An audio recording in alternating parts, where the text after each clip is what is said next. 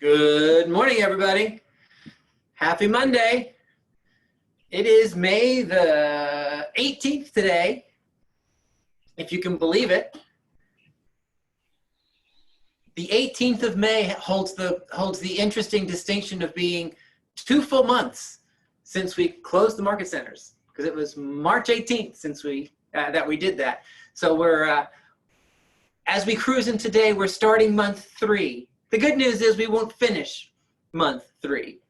So to kick us off this morning, I wanted to, knowing that we're pushing forward into a brave new world of video and being online, I wanted to give you an example of something that you might want to start considering to advertise your open houses.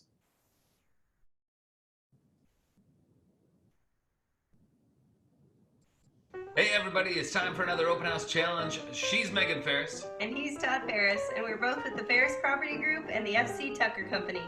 It's Valentine's Day this Sunday, and what better way to celebrate the mood than tour somebody else's love shack? Join us this Sunday from 12 to 2 at 3251 Autumn Ash Drive in Zionsville, Indiana for a special open house, Valentine's Day style, with Todd and I. And to give you an idea of how we're preparing, check out some of this video on what we've done to set the mood.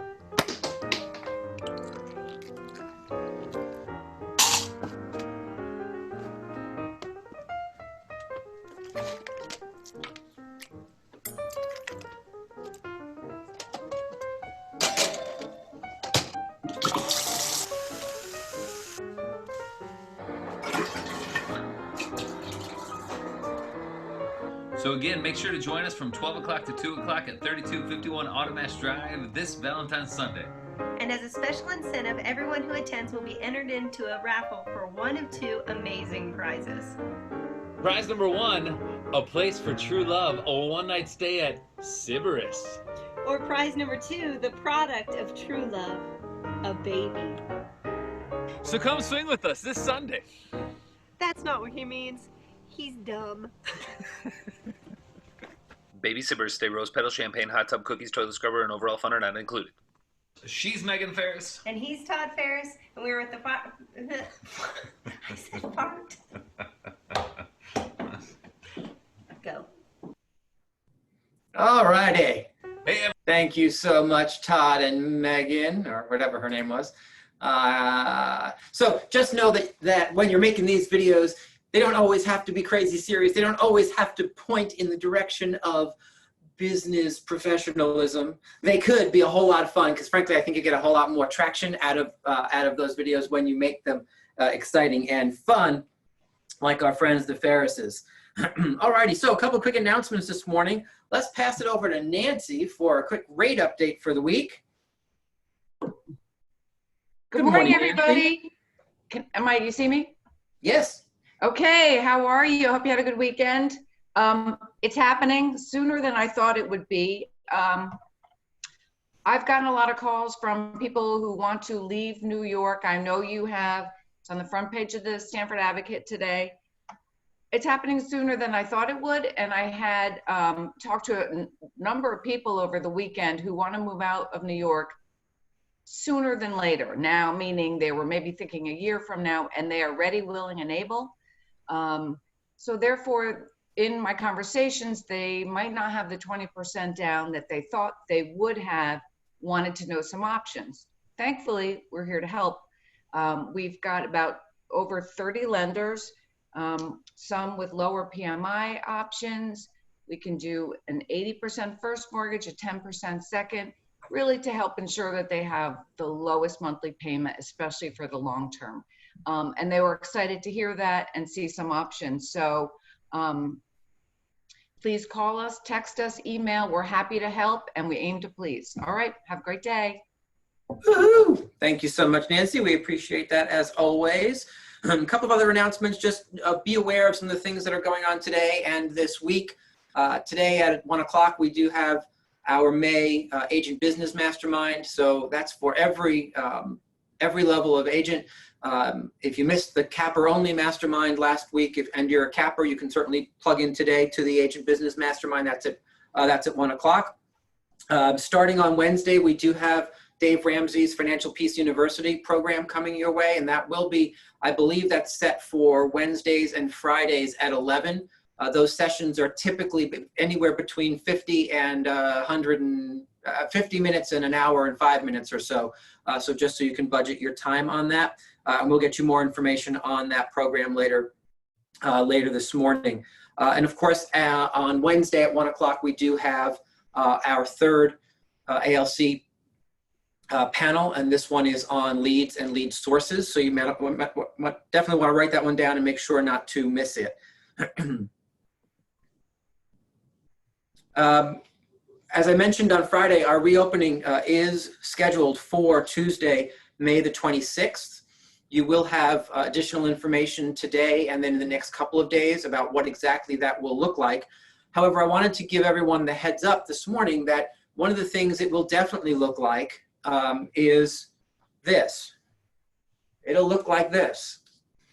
And so please note that if you don't already have your own mask, or you don't have disposable masks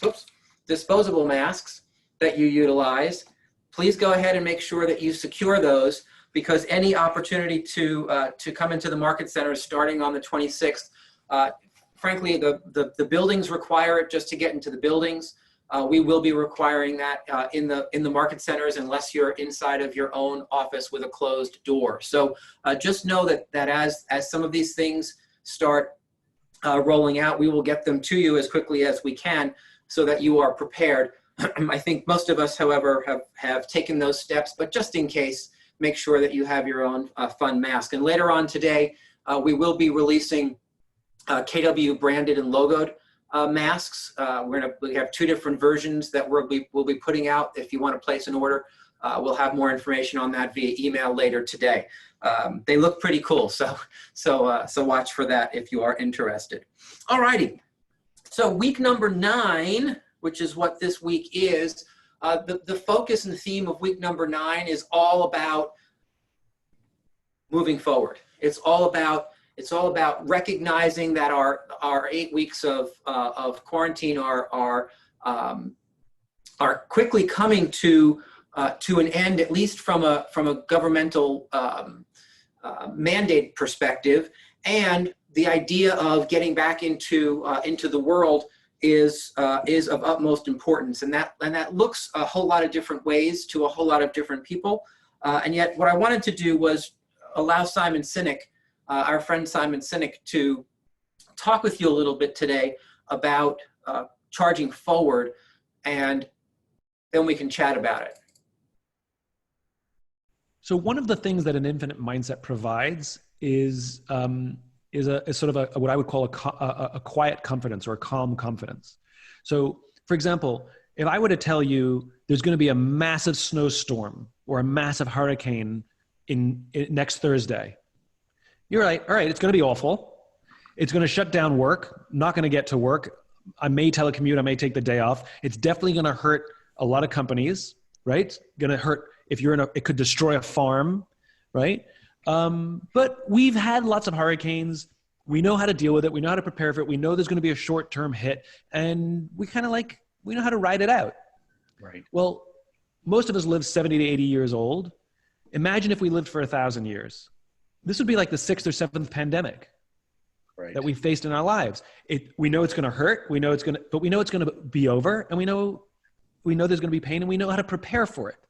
Yeah. So what an infinite mindset provides is it helps you see what we're going through now, not as the end, but rather just part of the journey. Like it's hard and it's difficult, but there is a light at the end of the tunnel.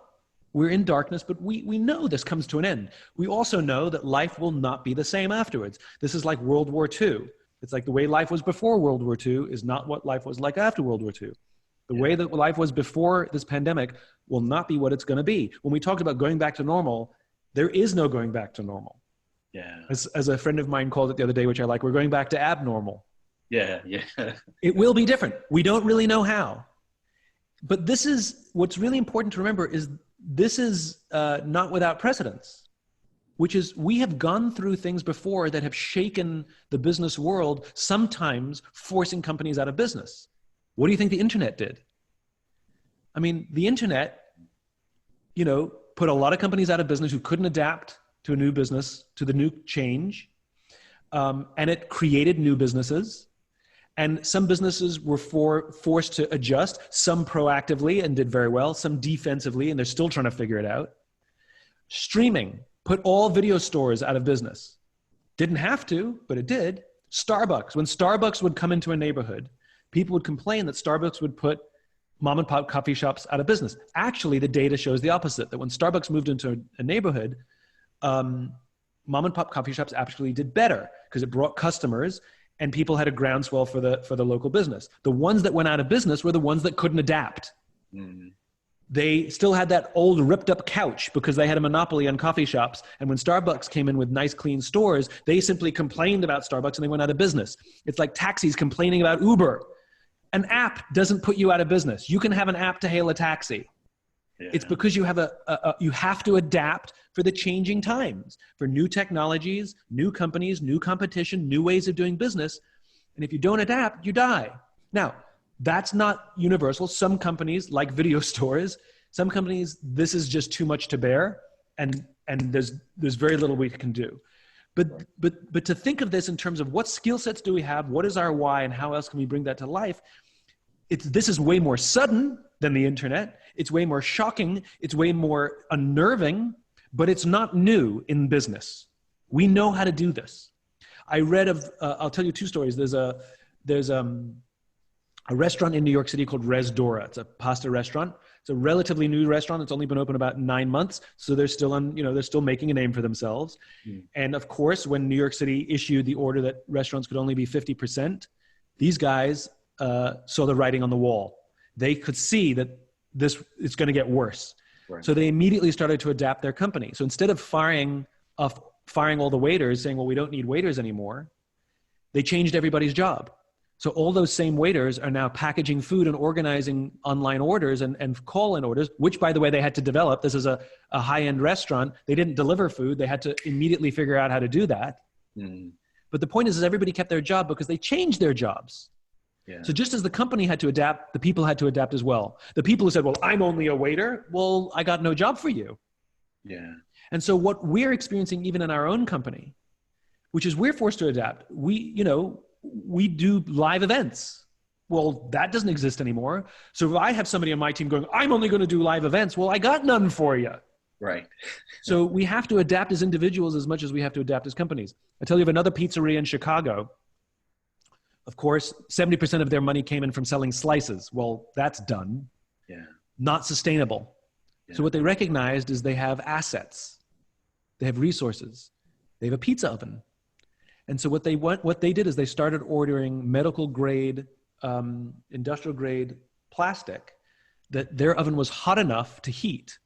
And they started making face shields to sell to hospitals. Wow. So they're using their pizza oven to make face shields because they can get the oven hot enough to melt the plastic. Wow. I mean, genius. Yeah. Now, when this is all over, they may go back to selling pizzas or they may have two businesses. All righty. Thank you so much, Simon. What'd you hear? Tell me what you heard. You have to adapt to changing times. Adapt the change.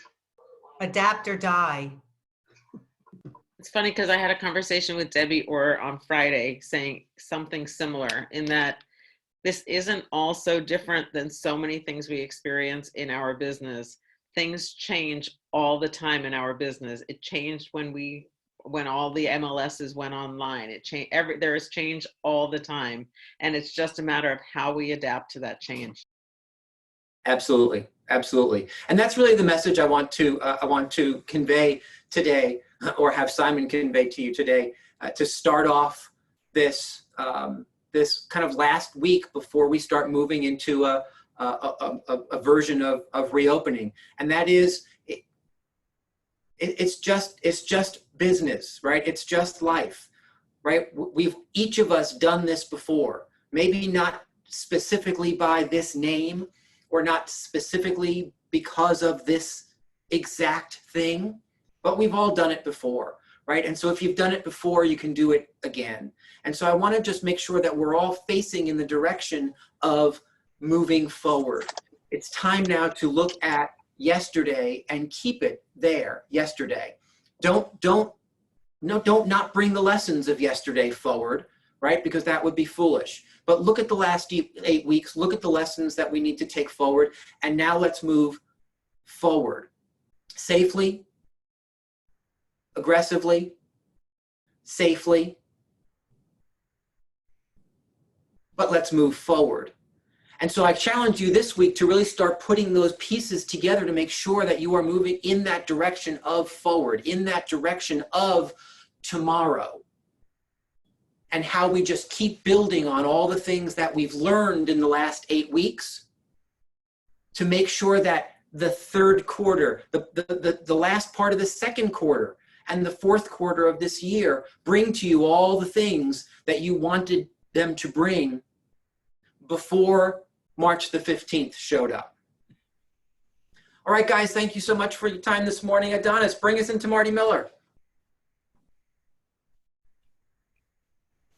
Okay, I'm unmuted now. Yes, so Marty is going to teach us all about designs today. He's going to give us an introduction into designs, the library, the social, and the print template aspect of it. So let's see what Marty has to show us today.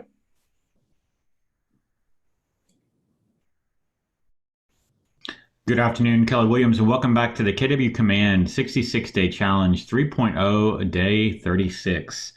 So yesterday we wrapped up our Smart Plans section, and today we're going to dive into designs. So we're going to start a series teaching you guys how to utilize designs for your real estate-based business. So designs is this, what is it, the 6th, 7th, 8th, 9th icon down. Looks kind of like a drawing pad with a pencil or pen or marker on it there. So this is the Designs applet or submenu.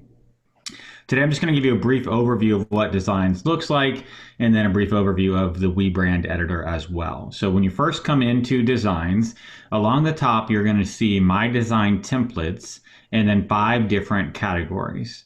So I have the ability to click on each one of these categories and see all of my templates that I have previously created within each one of these categories. So I can see all of my landing page templates, all of my social templates, all of my print templates, all of my agent site templates. Now, if you don't have any templates in one or more of these categories, don't worry. We're going to be creating some of those over the next few days.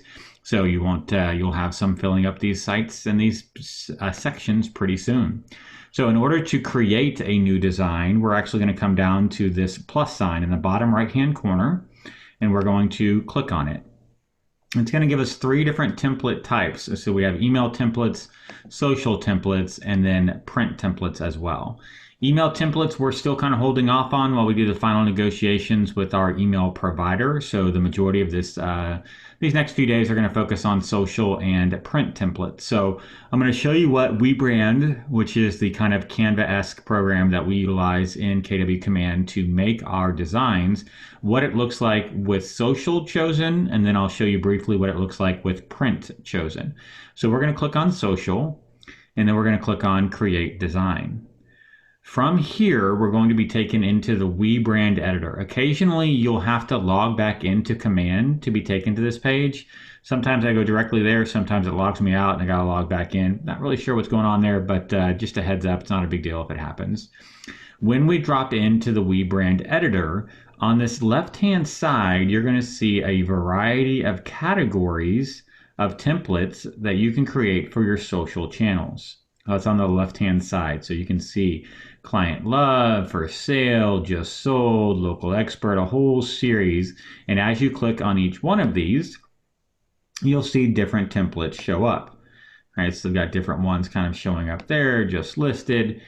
As we get into this main section, you can see the templates, and then you can see the different styles of templates that are available.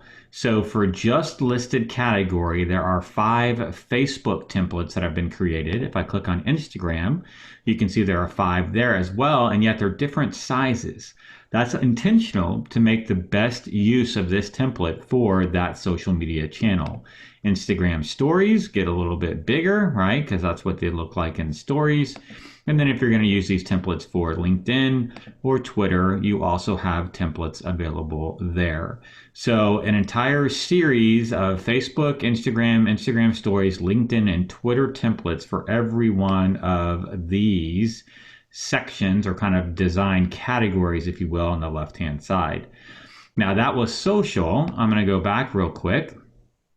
And looks like I went back one too far. So let's get into designs. And we're going to create a new one. This time I'm going to show you in print. So when I click on print and create designs, I get taken back into WeBrand. The left-hand side, here are all of my categories. And then you'll see on the right-hand side, a series of different styles of templates here for the actual print style. So you've got business cards portrait, letterheads. If I get into client love, I've got bifold half letters. I've got thank you cards and standard postcards. Now I've got some door hangers here for event invitation. I've got flyers. If I get into family reunion, right, I've got for sale. So I've even got trifolds. I've got 11 by 17 bifolds that are vertical or horizontal versions here, right? So just a large series of different styles of templates that you can create based upon each one of these categories. So that's really it for today. Today was basically about just kind of creating the initial impression of what designs look like. Again, remember, once we get in, we can access our template library, or we can choose to create a new template. Once we create that new template, we decide social or print. And then we're going to decide from WeBrand the category that we want to select from, which template we want to use. And then from there, we're actually going to dive into the actual template. So we'll work much further. We're going to dive much deeper. We're literally just kind of water skiing right now, and we'll be scuba diving here pretty soon on designs. But that was today's basic introductory challenge of getting into designs, learning the difference between your template library and creating a new template or design, and then learning about the difference between social media templates and print templates and the different styles or channels that you can post those in. So tomorrow we'll dive in even further, and I'll look forward to talking with you about that here come tomorrow. Hope you all have a Yes, today was short and sweet, but it's cool that you get the power to take control over your branding and your business. Tomorrow we're going to do an introduction to the WeBrand menu and design. So we'll just continue more with designs. Nice full day of education today. I hope you have a good one. We'll see you later.